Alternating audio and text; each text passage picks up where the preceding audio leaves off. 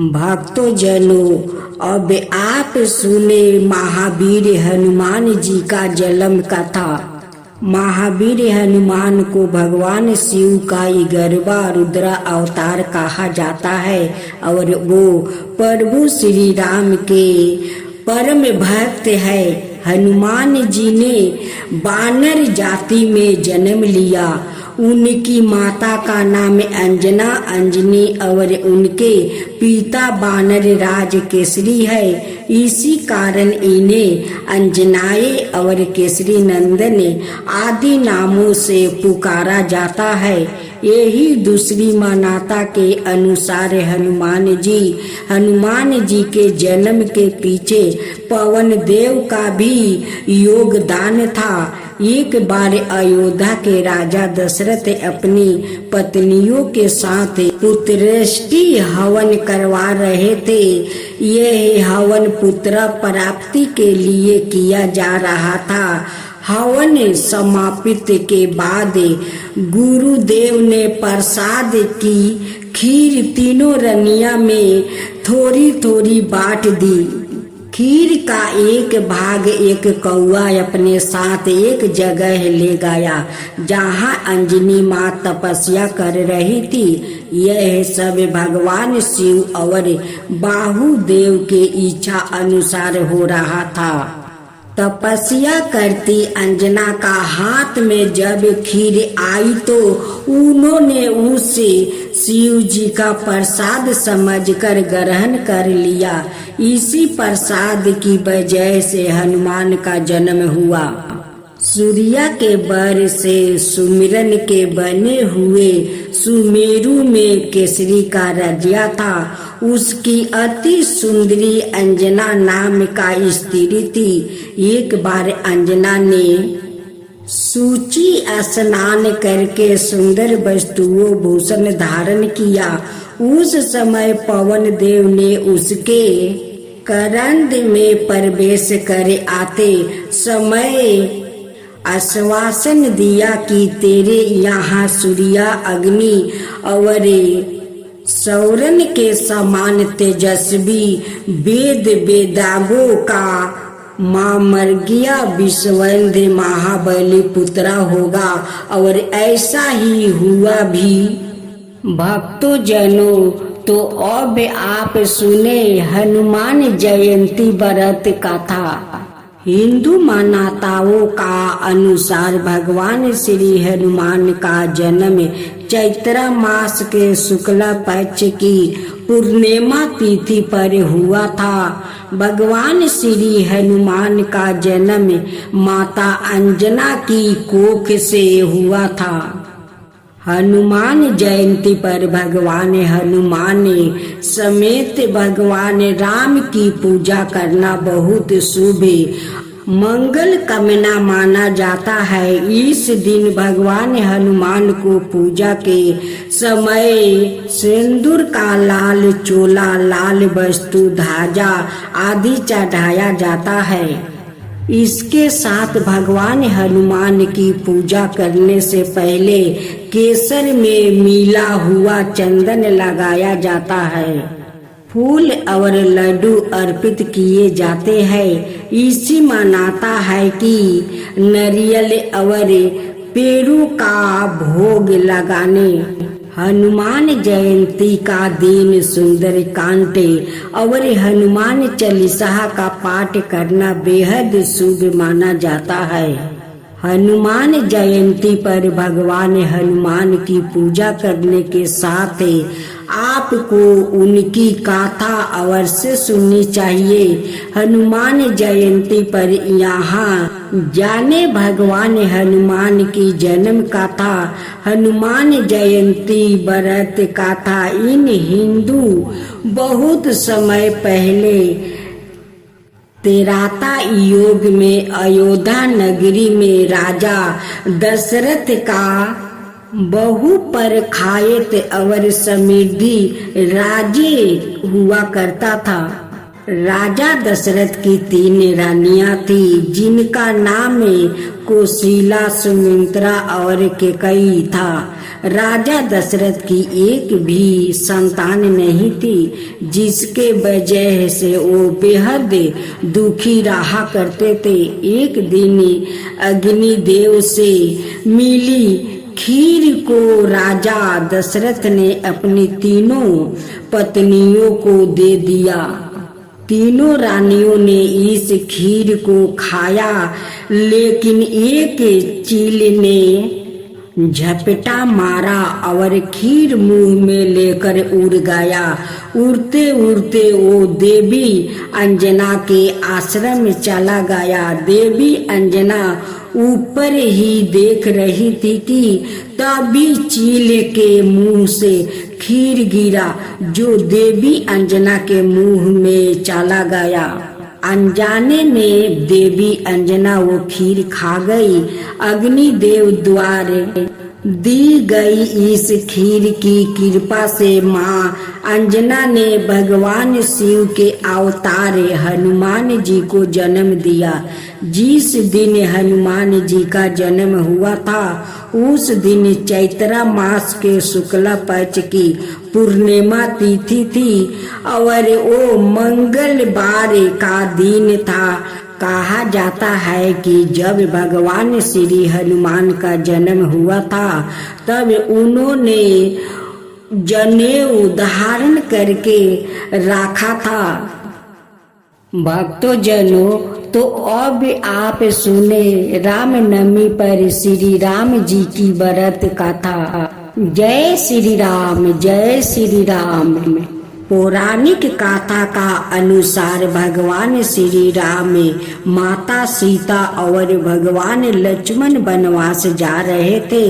उस वक्त प्रभु श्री राम विश्राम करने के लिए थोड़ी देर रुके। जहाँ भगवान विश्राम कर रहे थे, वही पास में एक बुढ़िया रहती थी। भगवान श्री राम, लक्ष्मण और माता सीता उस बुढ़िया के घर गई। उस वक्त बुढ़िया सूत काट रही थी। बुढ़िया ने श्री राम, लक्ष्मण और माता सीता का आदर पूर्वक स्वागत किया और उन्हें स्नान ध्यान करवाकर भोजन करने के कहा। यह सुनकर श्री राम ने उस बुढ़िया से कहा कि माता, मेरे हंस भी बहुत भूखे हैं, इसके लिए पहले मोती ला दो, फिर मैं बाद में भोजन करूँगा। यह सुनकर बुढ़िया बहुत परेशान हो गई, लेकिन बुढ़िया अपने घर आए मेहमानों का निरादर नहीं करना चाहती थी। इस वजह से वो दौड़ते दौड़ते अपने नगर के राजा के पास गई और उसे उधार में मोती देने को कहा।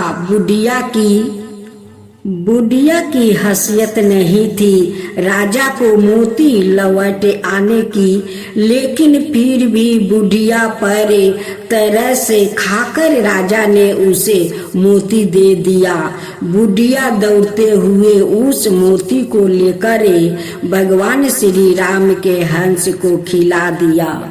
हंस को खाना खिलाने के बाद बुढ़िया ने भगवान श्री राम को भी भोजन करवाया। भोजन करने के बाद भगवान श्री राम जाते समय बुढ़िया के अंगना में एक मोती का पेड़ लगा गए। जब पेड़ बड़ा हो गया तो उसमें बहुत सारे मोती होने लगे, लेकिन बुढ़िया को इस मोती के बारे में कुछ पता नहीं था। जब पेड़ से मोती गिरता था तो उसकी पड़ोसी उसे उठाकर ले जाती थी। एक दिन की बात है, बुढ़िया उसी पेड़ के नीचे बैठकर सूत काट रही थी। तभी पेड़ के एक मोती गिरा। बुढ़िया ने तुरंत मोती को उठा लिया और उसे राजा के पास ले गई। बुढ़िया के पास इतने सारे मोती देखकर राजा को हैरानी हुई। राजा ने बुढ़िया से पूछा कि तुम्हारे पास इतने मोती कहाँ से आया है? तब बुढ़िया ने अपने राजा को बताया कि इसके अंगना में एक मोती का पेड़ है।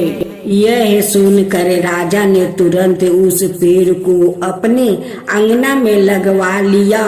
लेकिन भगवान श्री राम की कृपा से राजा के अंगना में लगा हुआ मोती का पेड़ में मोती के बजाय कांटे लगने लगे। एक दिन उसी पेड़ का एक कांटा रानी के पैर में चुभ गया। रानी के पैरों में कांटा चुभने के बाद उन्हें बहुत पीड़ा हुई। वो चिल्लाते चिल्लाते राजा के पास गई। यह देखकर राजा ने उस पेड़ को फिर से बुढ़िया के अंगना में लगवा दिया। प्रभु श्री राम की कृपा से पेड़ में फिर से मोती लदने लगे। अब जब पेड़ से मोती गिरता, बुढ़िया उससे उठाकर प्रभु के प्रसाद के रूप में सभी को बांट देती थी। तुलसी से जुड़ी हुई एक बहुत सुंदर गाथा है। श्रीमद् देवी भगवत पुराण में इनके अवतारण की दिव्य लीला गाथा भी बनाई गई है। एक बार शिव ने अपने तेज को समुद्र में फैला दिया था। उससे एक महातेजस्वी बालक ने जन्म लिया। यह बालक आगे चलकर जलंधर के नाम से पराक्रमी दैत्य राजा बना। इसकी राजधानी का नाम जलंधर नगरी था। दैत्य राज कलनेमी की कन्या बिंदा का विवाह जलंधर से हुआ। जलंधर महाराक्षस था। अपनी साता के मध्य में चूरी उसने माता लक्ष्मी को पाने की कामना से युद्ध किया, परंतु समुद्र से ही उत्पन्न होने के कारण माता लक्ष्मी ने उसे अपना भाई के रूप में स्वीकार किया। वहां से पराजित होकर वो देवी पार्वती को पाने की तलाश से कैलाश पर्वत पर गया। भगवान देव शिव का ही रूप धारण कर माता पार्वती के समीप गया, परंतु माँ ने अपने योग बल से उसे तुरंत पहचान लिया और वहां से अंतर ध्यान हो गई।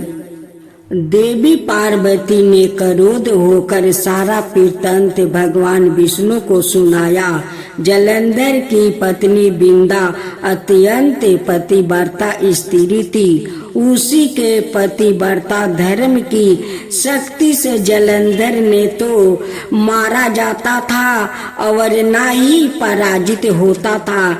इसलिए जलंधर का नाश करने के लिए बिंदा को पतिव्रता धर्म को भंग करना बहुत जरूरी था। इसी कारण भगवान विष्णु ऋषि का भेष धारण कर वन में जा पहुँचे। वहाँ बिंदा अकेली बर्मन कर रही थी। भगवान के साथ दो मायावी राक्षस भी थे, जिन्हें देखकर बिंदा भयभीत हो गई। ऋषि ने बिंदा के सामने पल में दोनों को भस्म कर दिया। उनकी शक्ति देखकर बिंदा ने कैलाश पर्वत पर महादेव के साथ युद्ध कर रहे थे अपने पति जलंधर के बारे में पूछा। ऋषि ने अपने माया जाल से दो बंदर प्रकट किया। एक बंदर के हाथ में जलंधर का सिर था और दूसरे के हाथ में धर। अपने पति की यह दशा देखकर बिंदा मूर्छित होकर गिर पड़ी। होश में आने पर उन्होंने ऋषि रूपी भगवान से विनती की कि वो उसके पति को जीवित करे। भगवान ने अपनी माया से पूर्ण जलंधर का सिर धर से जोड़ दिया, परंतु सवाए भी वो उसी शरीर में प्रवेश कर गया। बिंदा को इस छल का जरा आभास न हुआ।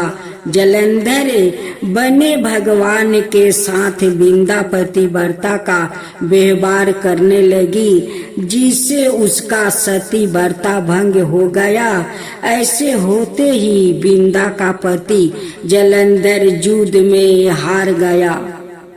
इस सारी लीला का जब बिंदा को पता चला तो उसने क्रोध होकर भगवान विष्णु को शीला होने का श्राप दे दिया और सवाए सती हो गई। जहाँ बिंदा भस्म हुई वहाँ तुलसी का पौधा उगा।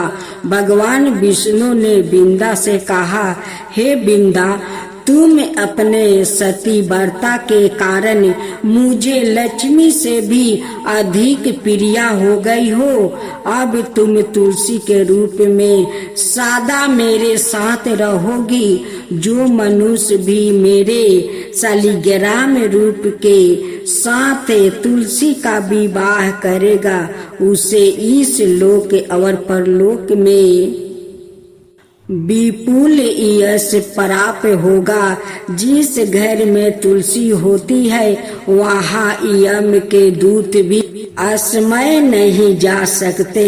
गंगा वो नर्मदा के जल में स्नान और तुलसी का पूजन बराबर माना जाता है। जहाँ मनुष्य कितना भी पापी क्यों ना हो, मृत्यु के समय जिसके प्राण मंजीरी रहित तुलसी और गंगा जल मुख में राख कर निगल जाते हैं, वो पापों से मुक्त होकर वैकुंठ धाम को प्राप्त होता है।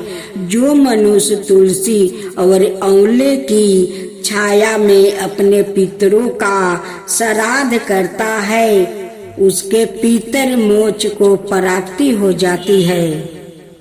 विष्णु भगवान की जय हो। पाप मोचनी एकादशी व्रत कथा आप जरूर सुने।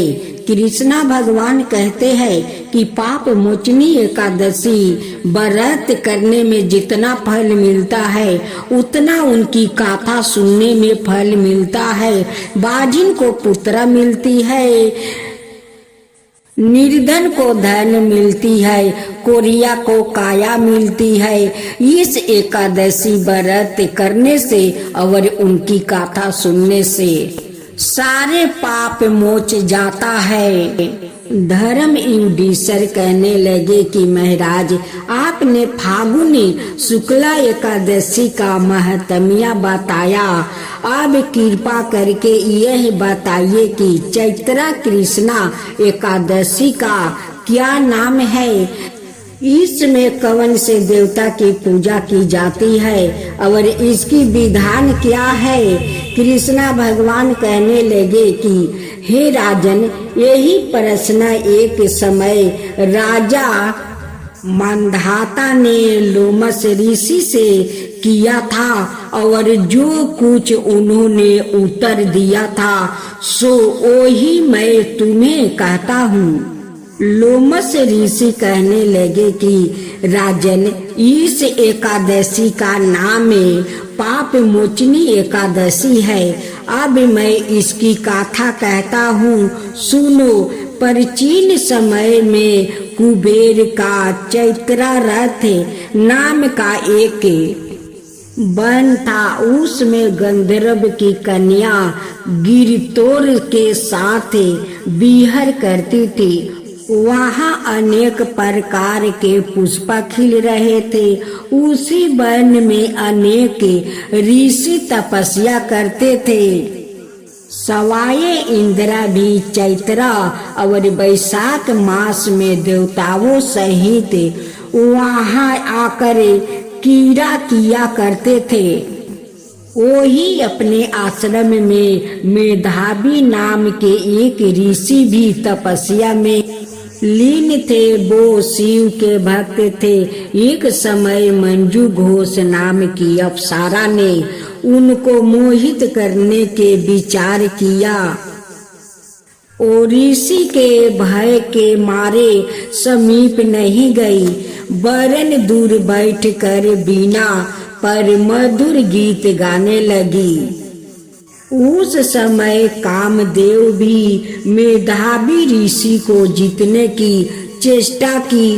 उन्होंने उस सुंदर अप्सरा के भू को, धनुष कटाक्ष को, डोरी से नेत्रों को, धनुष की लचक कुंचों को कुरी बनाकर मंजू घोष को सेनापति बनाया। उस समय मेधावी ऋषि भी युवा और हष्ट पुष्ट थे, साथ ही योग पवित्र और दंड धारण किए हुए ब्रह्म तेज से युक्त थे। मंजू घोष ऐसे सुंदर ऋषियों को देखकर उनकी सुंदरता पर मधुर हो गई और अपने गीत, चूड़ियों और नेपुरों की झनकार और नृत्य काला द्वार हाव भाव दिखाकर मुनियों को रिझाने लगी।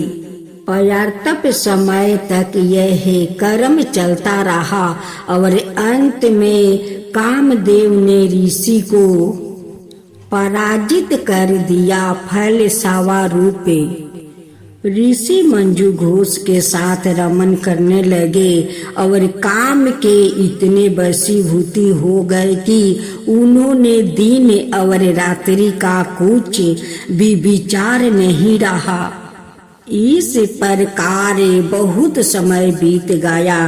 तब एक दिन मंजू घोष कहने लगी, ऋषि जी, बहुत दिन बीत गए, अब मुझे स्वर्ग जाने की आज्ञा दीजिए। मुनि ने कहा, आज इसी संध्या को तो आई हो, प्रातः काल होने पर चली जाना। मुनि के ऐसे वचन सुनकर अप्सरा कुछ समय तक और रुकी। अंत में उसने पुण्य मुनि से विदा मांगी तो मुनि कहने लगे कि अभी तो आधी रात ही हुई है। अप्सरा ने कहा कि महाराज, आपकी रात तो बहुत लंबी है, इसका क्या परिमाण है? मुझे यहाँ पर आए कई बरस बीत गए हैं। उस अप्सरा की यह बात सुनकर मुनि को समय का ज्ञान हुआ तो विचार करने लगे कि इस अप्सरा के साथ रमन करते हुए हमको 57 बरस 9 महीने 3 दिन बीत गए। तब वो उनको काल के समान प्रतीत हुई। अत्यंत क्रोधित होने पर मुनि की आंखों से ज्वाला उत्पन्न होने लगी। वो कहने लगे कि मेरी कठिन परिश्रम से एकत्र की गई तपस्या को तूने नष्ट कर दिया है। तू महापापनी है और दुर्चारणी है। तुझे धिद करता हूँ, तूने मेरे साथ घात किया है, इसलिए तू मेरे शराप से पिचासिन हो जा। मुनि के शराप से मंजू घोष अत्याचन पिचासिन हो गई और भयभीत होकर मुनि से प्रार्थना करने लगी कि महाराज, इस शराप का किस प्रकार निवारण होगा? अप्सरा के ऐसे दीन वचन सुनकर मुनि बोले, हे दुष्ट, यद्यपि तूने मेरा बहुत अनष्ट किया है, परंतु फिर से भी मैंने तुझे शराप से छूटने का उपाय बतलाता हूँ। चैत्र मास के कृष्णा पक्ष की एकादशी का नाम पाप मोचनी है और यह सब प्रकार के पापों का नाश करने वाली है। उसका व्रत करने से पिशाच योनि से मुक्त हो जाएगी। ऐसा कहकर मेधावी ऋषि अपने पिता च्यवन ऋषि के आश्रम में चले गए। मेधावी को देख कर च्यवन ऋषि कहने लगे कि आर्य पुत्रा, तूने ऐसा क्या किया जिससे तेरा सारा पुण्य छीन हो गया। मेधावी कहने लगे कि पिताजी, मैंने अप्सरा के साथ रमन करने घोर पाप किया है। अब आप इस पाप से छूटने का प्रयाचित मुझे बतलाइए। तब च्यवन ऋषि बोले, हे पुत्रा, चैत्र मास के कृष्णा पक्ष की पाप मोचनी एकादशी का व्रत करने से सब पापों का नाश हो जाता है। इसलिए तुम इस व्रत को करो। पिता की आज्ञा पाकर मेधावी ऋषि ने भी इस व्रत को किया, जिससे उनके सब पाप नष्ट हो गया और वो पवित्रा हो गई। उधर मंजू घोष भी व्रत के प्रभाव से 50 योनि से छूट कर दिव्या देह धारण करके स्वर्ग को चली गई। लोमस ऋषि कहने लगे कि हे राजन, पाप मोचनी एकादशी के व्रत को करने से सब पाप नष्ट हो जाता है। इस गाथा को पढ़ने या सुनने से हजारों गौदान का फल प्राप्त होता है और व्रत से ब्रह्म हत्या, गर्भपात, बाल हत्या, सुरापान, स्त्री से परसंग आदि सब पाप नष्ट हो जाते हैं। माँ लक्ष्मी की जय हो, माँ लक्ष्मी की जय हो। माँ लक्ष्मी की व्रत पूजा विधि। सबसे पहले एक चौकी पर माँ लक्ष्मी और भगवान गणेश की मूर्ति की स्थापना करे। ध्यान रखे कि मूर्ति का मुख पूर्व या पश्चिम दिशा में रखे। इसके बाद थोड़ा सा चावल डालकर लक्ष्मी जी के पास कलश की स्थापना करे। कलश के ऊपर एक नारियल में कपड़ा बांध कर रखे। इसके बाद गणेश जी के और चावल की 16 डेरिया बनाए या 16 मातृका की प्रतीक है। 9 ग्रह और 16 मृतका के बीच अवस्थित का चिन्ह बनाए। साथ ही 11 दीपक, खील, बतासे, मिठाई, वस्तु, आभूषण, चंदन का लेप, सुंदर कुमकुम, सुपारी, पान, फूल, दूभा, चावल, लवंग, इलायची, केसर, कपूर, हल्दी, दूब, अगरबत्ती। इसके बाद विधि विधान के साथ पूजन करे। सबसे पहले गाथा का पाठ करे। अंत में भगवान गणेश और माँ लक्ष्मी की आरती करे। एक गांव में एक ब्राह्मणी रहती थी। वो दिन प्रतिदिन भगवान विष्णु की आराधना करती थी। भगवान विष्णु उसकी भक्ति से बहुत प्रसन्न हुए और उन्हें अपनी प्रिया भक्त को दर्शन दिया। साथ ही ब्राह्मणी ने कहा कि तुमने जो वरदान मांगना है तुम मांग सकते हो। जब ब्राह्मणी ने इच्छा जाहिर करते हुए कहा कि वो चाहती है कि उसके घर में माँ लक्ष्मी का वास हो जाए। इसके बाद भगवान विष्णु ने उस ब्राह्मणी को अपने घर में माँ लक्ष्मी को बुलाने की तरीका बताया।